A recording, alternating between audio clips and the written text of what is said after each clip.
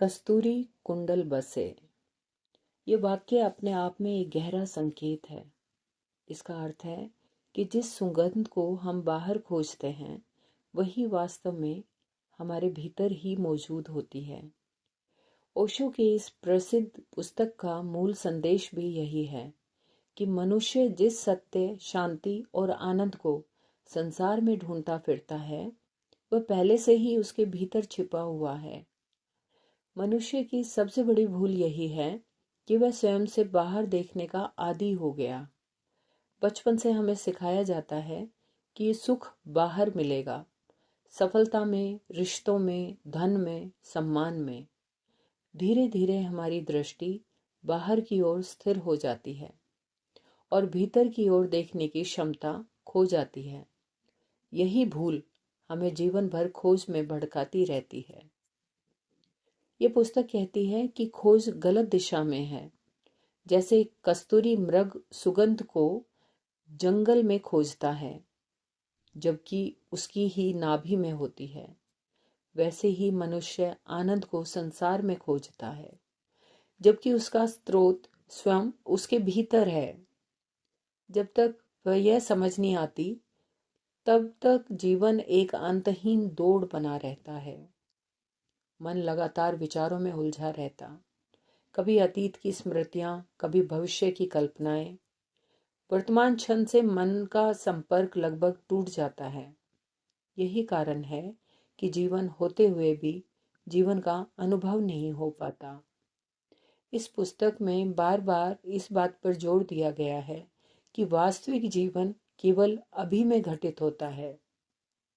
ध्यान का अर्थ यहाँ किसी विशेष तकनीक से नहीं बल्कि देखने की कला से है। अपने विचारों को रोकना नहीं, उनसे लड़ना नहीं, बस उन्हें देखना है। जब देखने की क्षमता गहरी होती है तो विचारों की पकड़ अपने आप ढीली पड़ने लगती है। देखने वाला अलग होता जाता है और देखा जाने वाला अलग। यहीं से भीतर की यात्रा शुरू होती है। भीतर उतरना कोई रहस्यमय प्रक्रिया नहीं है बल्कि अत्यंत सरल है। इतनी सरल कि मन उसे स्वीकार नहीं करता। मन जटिलता में विश्वास करता है। उसे लगता है कि जो मूल्यवान होगा वही कठिन होगा। लेकिन भीतर का सत्य सहज है, स्वाभाविक है। ओशो कहते हैं कि जब व्यक्ति स्वयं को जानने लगता है तो उसे यह एहसास होता है कि वह अपने विचार नहीं है, वह अपनी भावनाएं नहीं है, वह शरीर भी नहीं है। वह वो चेतना है जो इन सबको देख रही है। यही साक्षी भाव वास्तविक केंद्र है।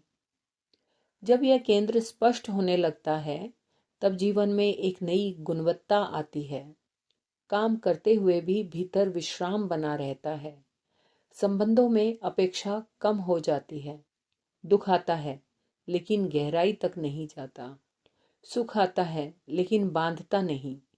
जीवन हल्का होने लगता है। इस पुस्तक में यह भी बताया गया है कि समाज हमें लगातार बाहर की ओर धकेलता है। तुलना, प्रतिस्पर्धा, महत्वाकांक्षा, ये सब बाहर की यात्रा के साधन हैं। लेकिन भीतर की यात्रा इन सब के विपरीत है। वहां न तुलना है, न दौड़ है, न लक्ष्य है। वहां सिर्फ उपस्थिति है। जब व्यक्ति भीतर की ओर मुड़ता है तो उसे यह भी दिखने लगता है उसका दुख बाहर से नहीं आया। दुख उसकी अपेक्षाओं से पैदा हुआ। जब अपेक्षाएं गिरने लगती हैं तो दुख का आधार भी कमजोर पड़ जाता है। ओशो इस पुस्तक में बार बार याद दिलाते हैं कि सत्य को समझा नहीं जा सकता, उसे जिया जा सकता है। शब्द रास्ता दिखा सकते हैं लेकिन अनुभव की जगह नहीं ले सकते। इसलिए यह पुस्तक किसी सिद्धांत की तरह नहीं बल्कि एक आमंत्रण की तरह पढ़ी जानी चाहिए। भीतर की खोज का अर्थ संसार को छोड़ना नहीं, इसका अर्थ है संसार में रहते हुए भी भीतर स्थिर हो जाना। बाहर जीवन चलता रहता है लेकिन भीतर एक मौन केंद्र बन जाता है। उसी केंद्र से जीवन को देखने पर दृष्टि बदल जाती है। जब ये दृष्टि बदलती है तो छोटी छोटी चीजों में भी गहराई दिखने लगती है। साधारण क्षण असाधारण हो जाते हैं। मौन बोझ नहीं लगता, बल्कि विश्राम बन जाता है। ओशो का संदेश बहुत सीधा है। आप जो खोज रहे हैं वही आप हैं। खोजने वाला और खोज एक नहीं हुए, इसलिए यात्रा चलती रहती है। जिस दिन यह भेद मिट जाता है, उसी दिन खोज समाप्त हो जाती है। कस्तूरी कुंडल बसे का अंतिम संदेश यही है कि बाहर की सारी यात्राएं अंततः भीतर लौटने के लिए ही हैं। जब व्यक्ति स्वयं में उतर जाता है, तब उसे किसी और प्रमाण की आवश्यकता नहीं रहती। वही शांति है, वही आनंद है, वही सत्य है, और वही जीवन का वास्तविक घर है। यदि ये ऑडियो आपको भीतर की ओर देखने के लिए प्रेरित करे, तो वीडियो को लाइक करें। ऐसे ही आध्यात्मिक पुस्तक सार और शांत ऑडियो कंटेंट के लिए चैनल को सब्सक्राइब करें और नोटिफिकेशन बेल को ऑन कर लें। भीतर लौटते रहिए, क्योंकि जिसकी खोज है वह पहले से ही आपके भीतर है। धन्यवाद।